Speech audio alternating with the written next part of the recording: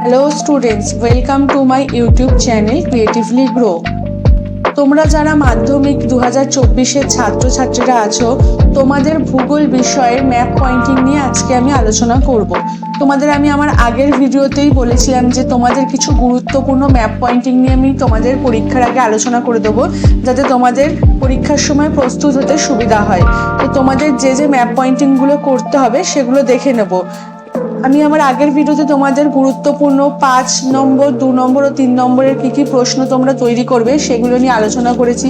তোমরা সেগুলো অতি অবশ্যই দেখে যাবে এবং চলো দেখে নিই তোমাদের কি গুরুত্বপূর্ণ ম্যাপ পয়েন্টিং করে যেতে হবে। ম্যাপ পয়েন্টিংগুলো তোমরা করবে আমি বলে দিচ্ছি। পাহাড় পর্বত থেকে তোমরা দেখবে আরাবল্লী পর্বত, সাতপুরা পর্বত, শিবালিক পর্বত, বিন্ধ্য পর্বত, নীলগিরি ইত্যাদি। তারপরে তোমরা নদ নদী থেকে যেগুলো করবে সেটা হচ্ছে, এগুলো কিন্তু তোমরা ম্যাপ পয়েন্টিং করে যাবে। পাহাড় পর্বত এগুলো এই কটা অবশ্যই প্র্যাকটিস করে যাবে। আমি খুব সিলেক্টিভ কয়েকটা পয়েন্ট নিয়ে এসেছি যেগুলো তোমরা কমন পাবে। নদ নদী থেকে তোমরা দেখবে নর্মদা নদী, কৃষ্ণা নদী, মহানদী, গোদাবরী নদী।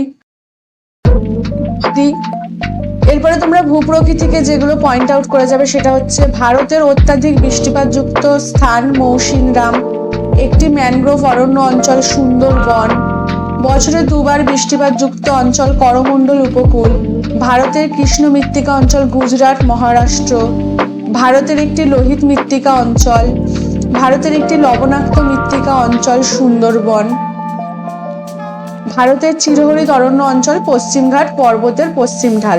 ভূপ্রকৃতি থেকে তোমরা এগুলো দেখে যাবে।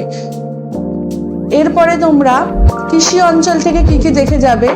ভারতের একটি কফি উৎপাদক অঞ্চল, যেমন কর্ণাটকের চিকমাগালুর, তামিলনাড়ুর কোয়েম্বাটুর। পূর্ব ভারতের চা উৎপাদক অঞ্চল, পশ্চিমবঙ্গের দার্জিলিং।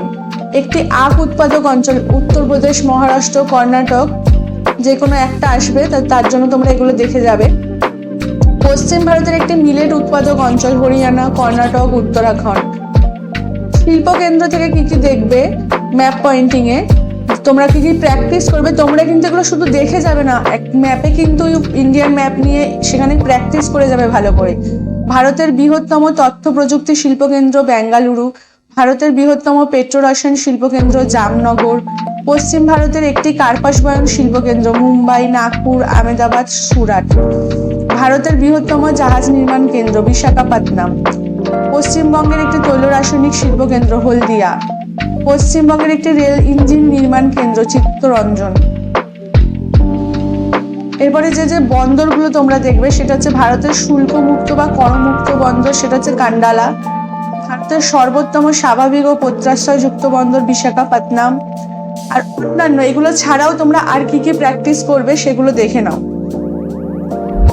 কলকাতা, পক প্রণালী, ইন্দিরা পয়েন্ট, ভেম্বানদ, কয়াল, ভারতের সর্বাধিক জনঘনত্বপূর্ণ কেন্দ্রশাসিত অঞ্চল দিল্লি, ভারতের প্রধান প্রশাসনিক কেন্দ্র দিল্লি, ভারতের একটি জীবন্ত আগ্নেয়গিরি আন্দামান ও নিকোবর দ্বীপপুঞ্জ ব্যারেন, মালাবার উপকূল, কঙ্কন উপকূল, লোকটাক হ্রদ, চিল্কা হ্রদ, কচ্ছের রণ অঞ্চল, মুম্বাই, ভারতের ডেট্রয়েট, চেন্নাই, পূর্ব ভারতের একটি আন্তর্জাতিক বিমানবন্দর কলকাতার নেতাজি সুভাষচন্দ্র বসু আন্তর্জাতিক বিমানবন্দর বা দমদম বিমানবন্দর।